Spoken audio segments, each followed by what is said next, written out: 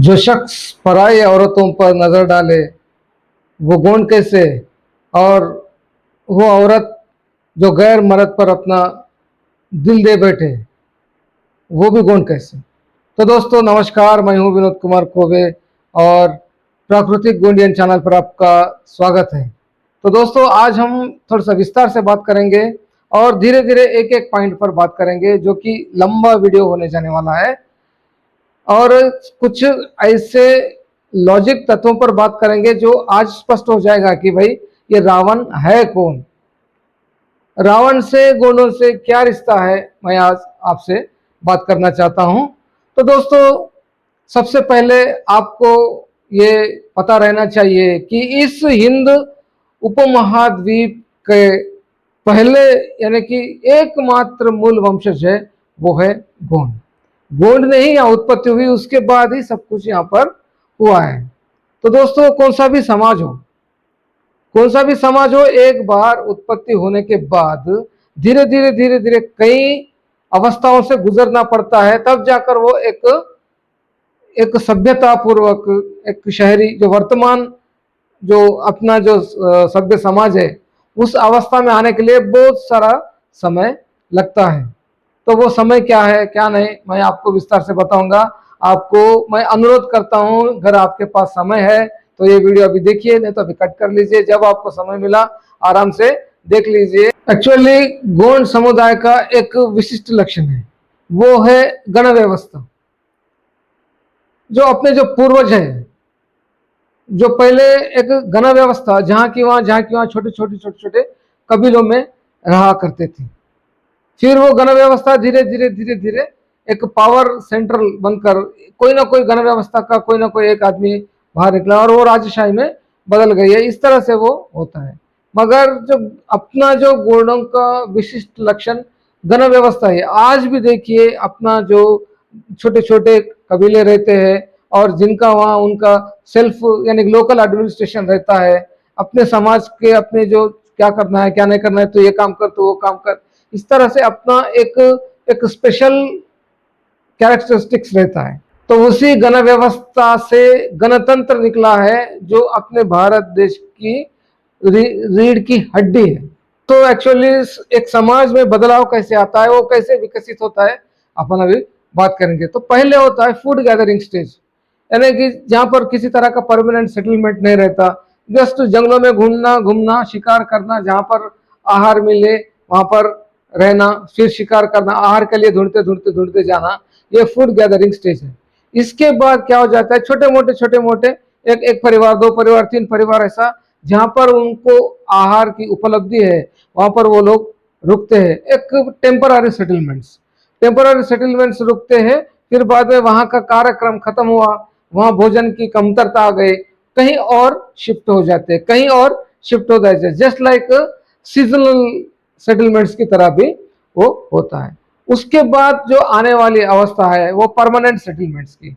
जब permanent settlements जब बात आती है तो इससे पहले जो शिकार करना या जंगलों के उपवाजों पर निर्भर रहना, ये यहाँ पर छूट जाता है और यहाँ पर कृषि प्राधान्य समाज बन जाता है, कृषि प्राधान्य समुदाय बन जाता है। और परमानेंट सेटलमेंट, क्यों उसको परमानेंट सेटलमेंट इसलिए बनाना पड़ता है क्योंकि उसकी जो वो रहती, जो जमीन रहती, जो कृषि प्रधान है वो रहती है, वो उसके वहीं आसपास ही रहेगा, तब जाकर ही कृषि कर पाएगा। तब ये सारा सिस्टम जो है डेवलप हो जाता है। जब ये परमानेंट सेटलमेंट्स में जब अपन आ जाते हैं, कृषि प्राधान्य हो जाते हैं, तो एक जगह वो जैसे कि उनके लिए उनकी जमीन हो जाए, उनका कृषि हो जाए और उनको जो चीजें चाहिए वो चीजें सब मिले, ऐसा एक अच्छा सा ठिकाना देखकर वो वहां बस जाते हैं, परमानेंटली बस जाते हैं। वहां पर सब कुछ हो जाता है कि ये मेरा, ये तेरा, ये मेरा, ये तेरा।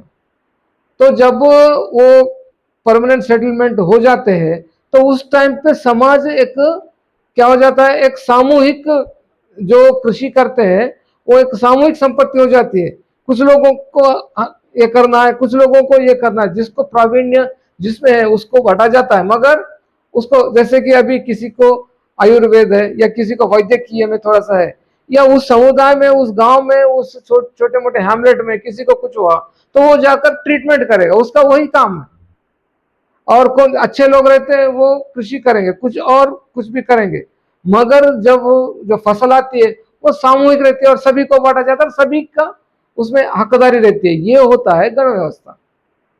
बाहर से किसी तरह का कोई एक्सटर्नल एलिमेंट ना है, उसको रोकने के लिए जो नौजवान सैनिकों की तरह काम करते हैं, बाहर के कुछ वार्तालाप कुछ रहते हैं, तो ये हो जाती है गण व्यवस्था। इसके बाद ऐसे छोटे छोटे छोटे छोटे गण व्यवस्थाओं में मिलकर एक बड़ी व्यवस्था बन जाती है। कुछ दिन के बाद वो पावर सेंटर बन जाता है, दूसरों को दबा देता है और एक बाहर निकल के आता है और वो हो जाती है राजाशाही। तो दोस्तों, एक बार एक समाज राजाशाही में जाने के बाद फिर से गण व्यवस्था में लौटना असंभव है। यह संभव हो ही नहीं सकता। एक बार राजाशाही में जाने के बाद अगर राजाशाही निकल गई तो वो बात अलग है, तो वो गणतंत्र बनेगा, वो बात बनेगा जो वर्तमान परिस्थिति बन सकती है। हमें आजाद 70-75 साल के बीच में अपन आजाद हुए। तो देखिए दोस्तों, इस तरह से ये चलता है। जब एक समाज एक कंप्लीटली विकसित हो जाता है, राजशाही में चल जाता है, राजशाही के बाद फिर से और छोटे छोटे गण व्यवस्था में नहीं आता है। एक पावर सेंट्रल बन जाता है, वो पावर होने के बाद पूरी जमीन उसके अंडर में चल जाती है, जो वहां पर रहते हैं वो सब गुलाम बन जाते हैं। वो जाने के बाद फिर से गण व्यवस्था में नहीं आता है। तो मेरा कहने का तात्पर्य यह है, जो त्रेता युग में राजा था, त्रेता युग में रावण के सिवा और कोई गोंड राजा दिखाओ नहीं। अपनी 9वीं शताब्दी तक अपनी गण व्यवस्था ही थी, बाद में अपन राजाशाही में चले गए, तब जाकर ही राजगुणों का नामकरण हुआ और राजगुण नाम का एक निकलकर बाहर आ गया, एक उपवर्ग बाहर आ गया। इससे पहले तो कोई नहीं था, सब समान थे, गण व्यवस्था में ही रह रहे थे। जब ये राजशाही आ गई तो गण व्यवस्था जो है छिन्न भिन्न हो गई। जब गोंडों की गण व्यवस्था 9वीं शताब्दी तक थी, उसके बाद राजाशाही आई, तो फिर त्रेता युग में ये राजा कैसे क्या बन गया? ये हुई जो सामाजिकरण की, सामाजिक विकास की, एक समाज कैसे कैसे बदलाव आता है उसके बारे में हुआ। चलो भाई, त्रेता युग में ये राजा था, तो उसके बाद तो और कोई ना कोई राजा होना ही चाहता। फिर अपन गण व्यवस्था में कैसे आए? अपने पूर्वज अपन को गण व्यवस्था के बारे में कैसे पढ़ाए? कल परसों तक तो कुछ भी नहीं था। 9वीं शताब्दी से लेकर तो 14वीं शताब्दी तक हमारे जो शासक, गोंड शासक थे, उसके बाद अलग सा समीकरण हुआ और अपन गुलामी में चले गए, वो बात अलग है। अगर उसके बाद अपन गण व्यवस्था में चले गए क्या? नहीं चले गए ना, कोई अपने पे राज कर ही रहा था। तो मेरा कहने का तात्पर्य है, जब श्रीलंका में राजशाही थी तो अपन गण व्यवस्था में थे क्या? नहीं। अपना राजा था तो यहाँ भी एक राजा रहना, क्योंकि गोंडों का जो उद्भव होने का जो ये है, वो मध्य और साउथ सेंट्रल इंडिया में ही हुआ है। श्रीलंका कहाँ और हम कहाँ? इसकी कोई तो भी वहां पर अभी भी कुछ व्यवस्था या कुछ ना कुछ तो जीने का तरीका वहां पर रहना चाहिए, जो मैच होना चाहिए। ऐसा तो कुछ है नहीं। फिर आप लोग कैसे कह रहे कि ये हमारा गोंड राजा है और वो मरा गई है? बस ऐसे ही कुछ फॉल्टी नरेशन बना देते हैं। जो मध्य भारत में कुछ लोग हैं, एक कोटरी है जो नया नया फार्मूला निकालते रहते हैं। उनको ऐसा लगता है कि गोंड समाज उनकी जागीर है, जो बोले वो मानना पड़ेगा। ऐसा नहीं चलेगा, तत्वों पर चाहिए कीजिए। आपको जो कुकर्म करते हैं वही आपको प्रेरणादायक रहते हैं। ये कौन सी है? तो देखिए, अपन आज बात करेंगे, रावण गोंड हो ही नहीं सकता, क्योंकि अपन तो 9वीं शताब्दी तक गण व्यवस्था ही में थे, और वो त्रेता युग कहाँ और अपन कहाँ? वो त्रेता युग अपनी तो भाई नर्मदा की रूढ़िगत सभ्यता शुरू होती है और सिंध की शहरी सभ्यता, और फिर अभी ये है राजशाही के बाद अपना समाज फिर से गण व्यवस्था में नहीं आ सकता, ये असंभव है। ये एक पॉइंट है। अभी तक मैंने जो बताया वो तो एक सामाजिक विकास के बारे में बताया। अभी कैरेक्टरिस्टिक्स के बारे में बात करेंगे। चलो बात करते हैं दूसरा पॉइंट। हमारे गोंडों में ऐसा कभी एक कैरेक्टरिस्टिक्स नहीं है जो पराई औरत के ऊपर नजर डाले। आज भी गौंड पराई औरत के ऊपर नजर नहीं डालता दोस्तों, ये याद रखना।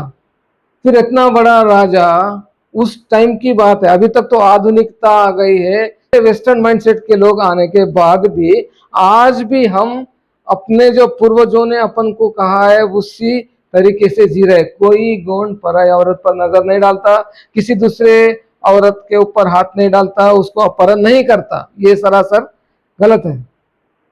फिर इतना को कर्म करने वाला, पराई औरत को उठा के लेके जाने वाला, अपहरण करने वाला कैसे गौंड हो सकता है?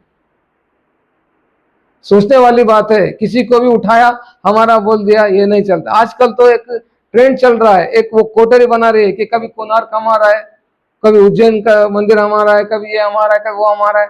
पता नहीं बाबा, हम तो प्राकृतिक है, हमको तो कभी बताया नहीं कि मंदिरों में रहो। जहां कदम करे, जहां खड़े हुए वहीं हमारा मंदिर है। प्रकृति पूरी हमारी है, छोटे छोटे पत्थर से लेकर तो पूरा ब्रह्मांड हमारा है। चलो, ये होता है दोस्तों कि कैरेक्टरिस्टिक्स। आज भी कोई भी गौंड किसी पराई औरत पर नजरें नहीं डालेगा, उसकी मान हानि कभी नहीं करेगा, ये याद रखो दोस्तों। एक 20-30 वर्ष की पहले की बात देखिए, जब कोई पिताजी कुछ आज्ञा करता था तो अपन उस आज्ञा का पालन डेफिनेटली किया करते थे। एक कौटुंबिक व्यवस्थित रहता था। बड़ा भाई मतलब होता है कि एक पिता समान होता था। आज भी है, आज भी बहुत सारे, ऐसा नहीं कह रहा हूं कि पूरा का पूरा सिस्टम बिगड़ गया, कुछ चंद लोगों की वजह से वैसा हो, मगर आज भी है वो सिस्टम, आज भी है। पिताजी पिताजी के स्थान पर है, बड़ा भाई बड़ा के स्थान पर है, और धीरे धीरे एक सामूहिक लोग सामूहिक तरीके से सब मिलकर एक बड़े परिवार की तरह रहते हैं। ये साला त्रेता युग में ना किसी की सुना, ना बाप की सुना, ना भाइयों की सुना, अपने एक भाई को कुबेर को खत्म करके सिंहासन पर आया। अपने यहाँ तो ऐसा कभी नहीं चलता दोस्तों, कभी नहीं हुआ। बड़े भाई का मतलब होता है कि एक पिता के समान रहता है और पिताजी की आज्ञा हर कोई मानता है। अभी तो थोड़ा सा ये हो गया, मगर देखो एक 10-20 वर्ष की पहली बात की देखो, जब अपन छोटे थे उस टाइम की बात देखो कि कैसा था सिस्टम। भले आज भी वैसे ही है, तो ये कैसे क्या अपना वंशज हो गया रखना। इसीलिए मैं कहता हूं कि रावण जो है हमारा हो ही नहीं सकता, ये गलत है। और रही बात तीसरी, थोड़ा सा ध्यान लगा के काम किया करो। नरेशन भी बनाना है तो थोड़ा ढंग के बनाओ। रावण घर अपना वंशज होता था तो उसकी बहन शूर्पणखा वो भी तो अपने वंश की हो गई। फिर वो इतने कैरेक्टरलेस थी क्या, इतनी मनचली थी क्या? किसी गैर आदमी के ऊपर, किसी अपन तो चलो आदिवासी, वो तो कोई और था, तो उसके ऊपर अपना मन फेंक देती है क्या? मतलब आप रावण को अपना बनाते हो और इस at the same time Shurpanakha के हिसाब से देखा गया तो अपने महिलाओं का अपमान कर रहे हो ना आप। अरे कोई ऐसी महिला नहीं रहती, एक बार उसको किसी के साथ उसको जोड़ दिया गया तो वो जिंदगी भर उसके साथ रहेगी, ऐसा मनचली कभी नहीं रहेगी। और इसमें तो चलो ठीक है, अभी तुम आकर बोलते हो कि भाई ऐसा नहीं करना चाहिए, हमारे लड़कियां औरों को नहीं करना चाहिए, किसी और के साथ नहीं करना चाहिए। जब पढ़ी लिखी है तो भाई थोड़ा बहुत इधर उधर घूम रहे तो इस पर आप विरोध करते हो। फिर शूर्पणखा ने किया तब आपको दर्द नहीं लगा? अरे यार, अपने महिलाओं को यानी अपने महिला पूर्वजों की क्यों अपमान कर रहे हो कि इतनी आसानी से कोई गैर आ गया और उसके ऊपर वो मन फेंक देगी क्या? नहीं हो सकता। तो ये होता है दोस्तों फॉल्टी नरेशन। ना रावण अपना है, ना शूर्पणखा अपनी है, हम है, बाकी सब पानी कम है। हम इस हिंद उपमहाद्वीप के एकमात्र मूल वंशज है। यहाँ अपनी उत्पत्ति हुई होमो इरेक्टस, उसके बाद अपन ट्रांजेक्शनल पीरियड में आए, फिर होमो सेपियंस बने और धीरे धीरे धीरे ये सब हुआ। नमस्कार।